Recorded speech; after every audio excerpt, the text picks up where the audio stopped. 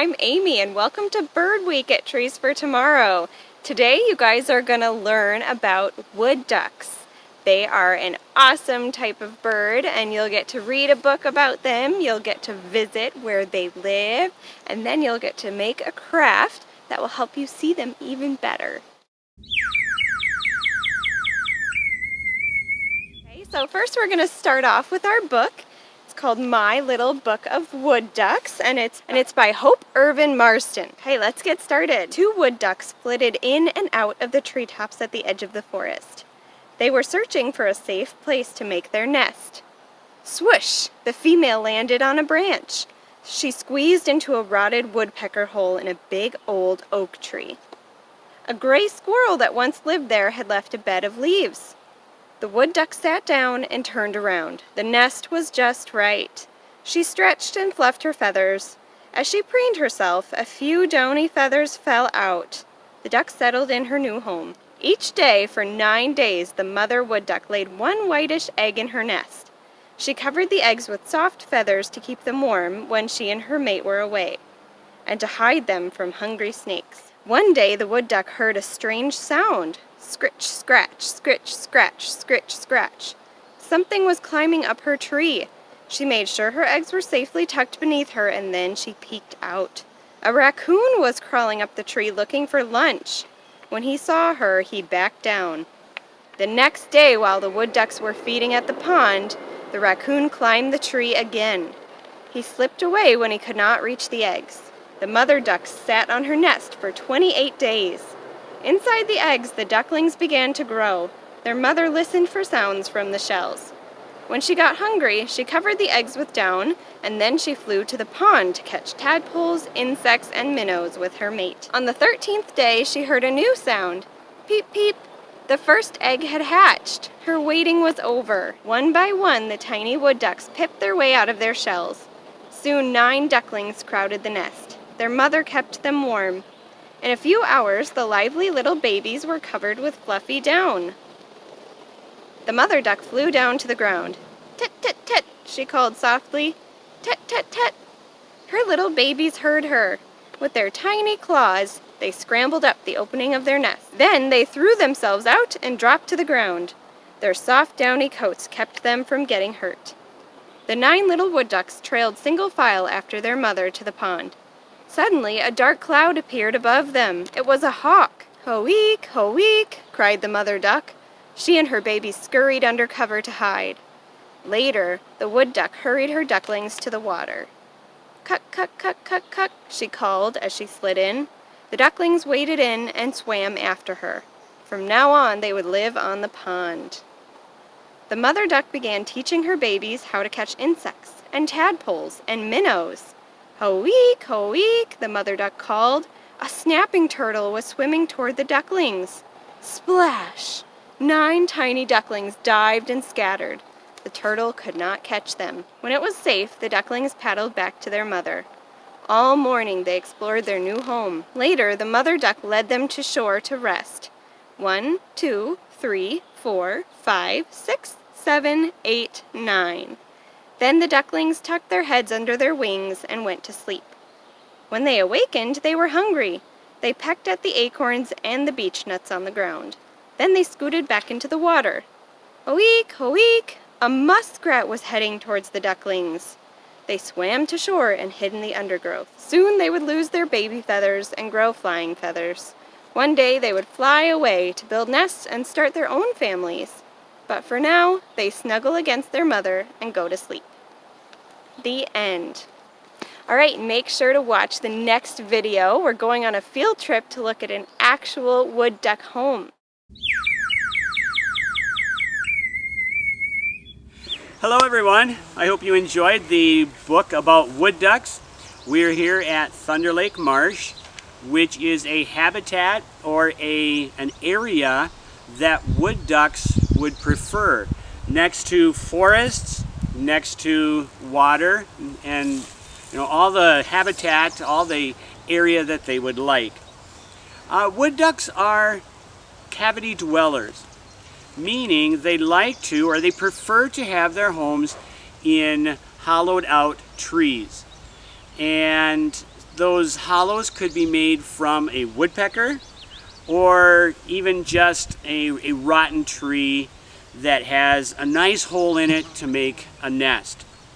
Sometimes they can't find those places that they really prefer, so humans have built makeshift or temporary habitats for them, nest boxes as we call them. Right? So think about how many people are in your home. When a mother wood duck lays her eggs, she can put between 6 and 16 eggs in just that little box. So it gets kind of cramped or feeling pretty tight. When the chicks hatch, about a day after that, they will jump from there to the ground and then in search of water, food, and other things that they need to survive. They will not re-enter that nest at all.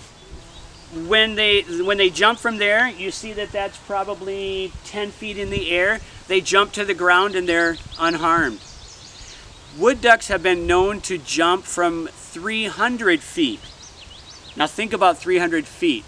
If you're familiar with the Statue of Liberty, that would be like a wood duck falling from the Statue of Liberty, the height of that, without being hurt. Looking for their home, looking for water, etc. In the story that you read or that you heard, it mentioned predators, animals or things that would like to get up into the nest and eat the eggs before they hatch. Well, you can see that the humans have built predator guards on their posts to kind of help prevent that. So things like raccoons or snakes or squirrels or something that would get in there and try to eat the eggs are not able to climb up that post. I had mentioned earlier that wood ducks are cavity dwellers. They like to be in trees. They're one of the only species of ducks that are able to fly in the wooded area. Other ducks, like the mallard or ringnecks or ducks like that, need open areas in which to take off. So they rely on a water body to have their home, make their nest, and then take off from there. At the end of the season, after the chicks have hatched and people monitor, somebody has built this, so hopefully somebody's monitoring, somebody's watching it. After the chicks are hatched, they will come back and count the number of eggs that did not hatch or were predated, something ate them before they were able to hatch. And then they will also go and clean out the nest, take the old bedding out, put some kind of new bedding in there, and have it prepared for the next season. If you live near a lake or a wooded area near a pond or a water source, maybe think about building a wood duck home for one of our beautiful wild birds. So now that we have seen the wood duck home and some habitat around, and you might notice other birds, hear them and so forth, think about making a set of binoculars so that you can view them a little easier. In our activity coming up, you'll be given instructions and material lists of how to make and what to make binoculars for viewing birds, for viewing other things. Thank you. I hope you enjoyed the wood ducks. All right, kiddos, now we are going to make binoculars, okay? So you just need a couple things for this activity. Really, really easy things to find, but you might need to ask the adult in your life for a little help finding all of these supplies that you need for the activity. So first, you need 2 toilet paper rolls. And then you're gonna need some yarn or string. You're also gonna need some scissors and some pretty paper. You could also just use white paper and color it with some crayons or some markers. You're gonna need a hole puncher, some glue, or some tape, or both, okay? So you'll see what you need that for soon.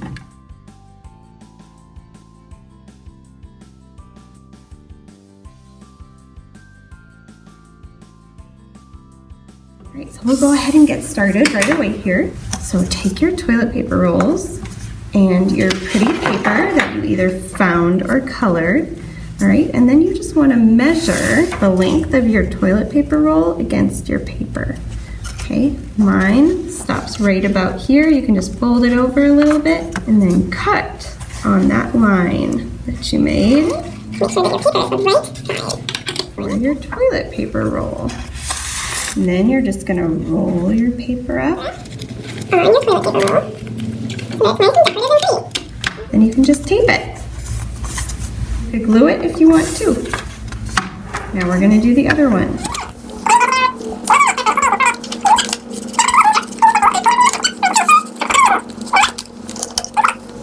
Now we have them both. Now we have to stick them together to make binoculars, right? We can do that using our glue, or we can use our tape. And you just hold them together, make sure they're even on top, and stick the tape. There you go. This is taking you a little longer than it took me. Go ahead and just pause the video, finish what we're doing, and then we'll get back to it. Okay, now you can take your string or your yarn, cut it. Just has to be long enough to go around your neck, so not too long. And then take your hole punch, and you might need help with this part. If you don't have a hole punch, just ask the adult in your life to poke it with maybe a pen or a pencil and make a hole right there towards the top. And the same on the other side. And now you're just gonna tie your string to each of those holes.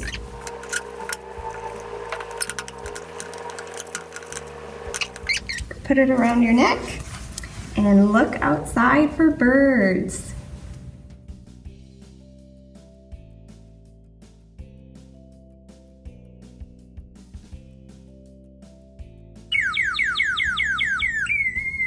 Hi, I'm Amy. This is Josiah, and this is Lydia, and I'm back at Trees for Tomorrow's campus in Eagle River. I hope you enjoyed today's program. Trees for Tomorrow is a non-profit natural resources specialty school. We were founded in 1944 as a reforestation effort by the pulp and paper industry. Today, our focus is on educating the next generation about sustainability and our role as stewards of natural resources. Funding for Trees for Tomorrow comes from a combination of program fees, corporate sponsorships, grants, and donations from individuals like you. If you found value in today's program, please consider making a donation to Trees for Tomorrow by going to our website and clicking on the Donate Now button in the top right corner. We also encourage you to follow us on social media and share your experiences exploring the outdoors. Thank you for joining us today, and we look forward to seeing you in our next episode.